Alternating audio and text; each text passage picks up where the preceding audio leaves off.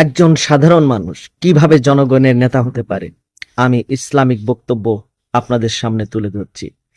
ইসলামের দৃষ্টিতে নেতৃত্ব কোনো সম্মান বা ক্ষমতার নাম নয়, এটি একটি বড় আমানত ও দায়িত্ব। একজন সাধারণ মানুষও সততা, ন্যায়পরায়ণতা এবং মানুষের সেবার মাধ্যমে জনগণের নেতা হয়ে উঠতে পারে। আল্লাহ তাআলা বলেন সূরা আন-নাহলের ভিতরে, নিশ্চয় আল্লাহ ন্যায় বিচার, সৎকর্ম ও আত্মীয় স্বজনকে দান করার নির্দেশ দেন। একজন প্রকৃত নেতার কিছু বৈশিষ্ট্য আমি আপনাদের সামনে তুলে ধরছি। সততা ও আমানতদারিতা, মানুষের বিশ্বাস অর্জন করতে হবে। ন্যায় বিচার, আপন পর ভেদাভেদ না করে ইনসাফ করতে হবে। মানুষের সেবা, জনগণের সুখ দুঃখে পাশে থাকতে হবে। নম্রতা, অহংকার নয়, বিনয় নেতৃত্বের সৌন্দর্য।